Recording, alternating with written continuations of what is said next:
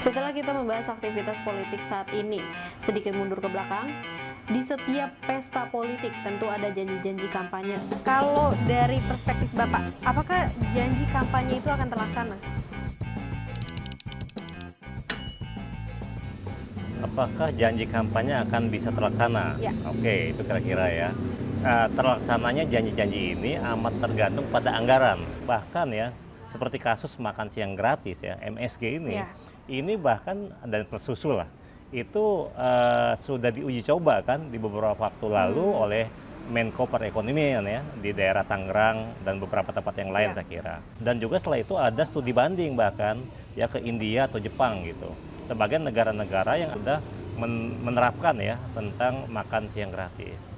Jadi saya kira Prabowo akan berusaha di 2025 ya untuk merealisasikan janji-janji kampanyenya. Nah, meskipun dengan keterbatasan anggaran itu tidak full semuanya, paling mungkin adalah bertahap. Ya, ini satu strategi juga sebenarnya. Bagaimana realisasi dilakukan secara bertahap, baik itu misalnya untuk makan siang gratis misalnya, atau juga Persusu ya, dan yang lainnya ya, termasuk pasal IKN. Oke lah, kita harapkan IKN dan makan siang gratis sesuai dengan keinginan masyarakat. Bicara tentang masyarakat, sebenarnya karakteristik pemilih kita itu seperti apa sih Pak? Karakteristiknya itu bisa yang memang rasional atau sebaliknya masih belum atau tidak rasional atau irasional. Menurut Pak Cecep, Ya, karakteristik pemilih kita ini mayoritas ini rasional atau irasional? ya dengan ukuran desa kota ya, rural urban, status sosial ekonomi, ya kecenderungannya irasional sebenarnya. Maksudnya gini ya, mereka kadangkala memilih bukan berdasarkan kapabilitas dari si calon. Kita bisa lihat banyak anggota legislatif yang katakan dekat dengan masyarakat justru gagal di sini ya.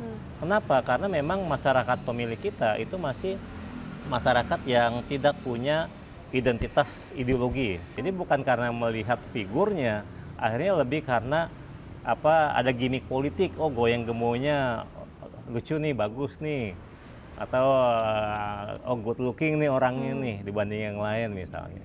Masih kayak gitu. Atau mau memilih karena ada intervensi baik dari dalam atau luar dirinya. Misalnya apa? Politik uang misalnya. Memilih karena khawatir, ditakut dengan berbagai kebijakan pemerintah yang mungkin nggak bisa terjadi lagi. Yang akhirnya ya bahasanya money politik uang dan politik gentong babi gitu ya, pork barrel ya. Jadi bagaimana kebijakan-kebijakan didesain untuk mendukung satu kandidat misalnya. Dan kalau kandidat itu nggak terpilih, kebijakannya nggak ada lagi gitu. Kalau menurut Pak Cecep sendiri sebagai warga negara Indonesia, tipe kepemimpinan yang ideal itu seperti apa sih? Tipe pemimpin yang ideal ya, yaitu yang bisa menjawab tantangan zaman. Di sini kita harus membuktikan bahwa kita bangsa besar, ya membuktikan bagaimana bisa membawa Indonesia menjadi bangsa yang diperhitungkan di dunia.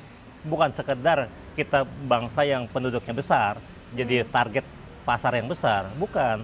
Tapi kita menginspirasi ya masyarakat dunia. Nah sekarang saya mengajak pemegang saham terbesar negeri ini ya, utamanya generasi Z dan milenial nih, kawal terus proses demokratisasi yang terjadi.